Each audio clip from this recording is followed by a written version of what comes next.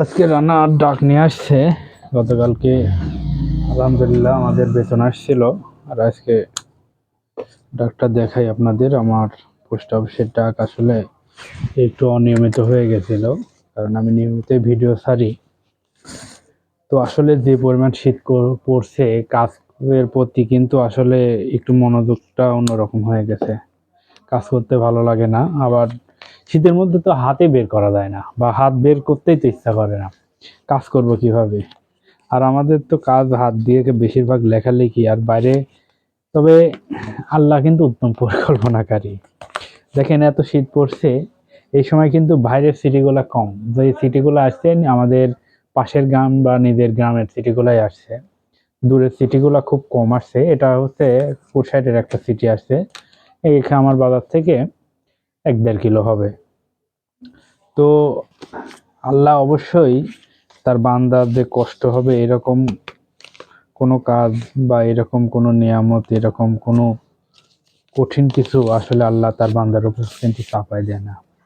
কারণ বলতে পারেন যে সিটির সাথে আসলে মহান আল্লাহ তাআলার কি সম্পর্ক, বা এটার সাথে কোনো সম্পর্ক কি?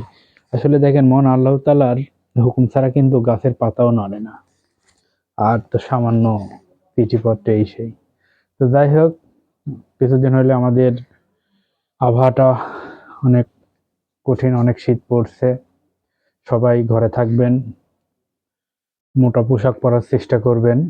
যে সকল ইডি ভাই বা রানার ভাইরা আছেন ডাক বিভাগের রানার ভাইরা, বিশেষ করে আমরা কিন্তু ঘরে থাকি বা যখন সিটি বিলি করি, আবহাওয়ার পরিস্থিতি মোকাবেলা বা আবহাওয়ার পরিস্থিতি দেখে শুনে আমরা সিটি বিলি করতে বের হই। কিন্তু রানার ভাইরা কিন্তু তাদের নির্দিষ্ট সময়, হয়তো 1 ঘন্টা আধা ঘন্টা এরকম কম বেশি হয়, কিন্তু তাদের প্রতিদিনের অফিস টাইমের নির্দিষ্ট সময়ে কিন্তু ডাক নিয়ে যেতে হয়, আবার নিয়ে আসতে হয়। আর নির্দিষ্ট সময় ডাক নিয়ে না নিয়ে গেলে সমস্যা হবে। যেমন আমার রানার জোনাল নিয়ে যাবে, জোনাল পর্যন্ত একজন রানার আসবে, রানার ওখান থেকে আবার চাটমোহর নিয়ে যাবে। এখন তাদের তো একটা নির্দিষ্ট সময় আছে। এখন 12টার ডাক তো 3টার সময় নিয়ে গেলে হবে না। 12টার ডাক হয়তো 12:30 1টা পর্যন্ত আপনার জন্য কেউ অপেক্ষা করতে পারে। তো আসলে ডাক বিভাগে ইডি কর্মচারী যে সকল রানার ভাইরা আছেন তারা খুবই কষ্ট করেন। আমরা যে ইডি আছি, আমরা কিন্তু অফিসে বসে থাকি, আবার আবহাওয়া পরিস্থিতি দেখে শুনে আমরা সিটিগুলো বিলি করি, যেহেতু আমার বর্তমানে পিয়ন নাই। কিন্তু রানার ভাইয়ের কিন্তু ওই যে বললাম নির্দিষ্ট সময় নিয়ে যেতেই হবে। তো অবশ্যই রানার ভাইরা মোটা পোশাক আশাক পরে ডাক নিয়ে যাবেন, যেহেতু আপনাদের বাইরে কাজ করতে হয়, ডাক নিয়ে যেতে হয় সকাল টাইমেই। তো অবশ্যই দেখে শুনে কাজ করবেন। আর আমাদের ইডি ভাইদের জন্য অবশ্যই, আপনারা যারা আমার ভিডিওগুলো দেখেন, অবশ্যই আমাদের ইডি ভাইদের জন্য, আমাদের জন্য অবশ্যই একটু দোয়া করবেন। আপনাদের কাছে এটুকু কামনা। আর আমার ভিডিওটা একটু শেয়ার করবেন। আসলে আমি যেহেতু ডাক বিভাগে আমি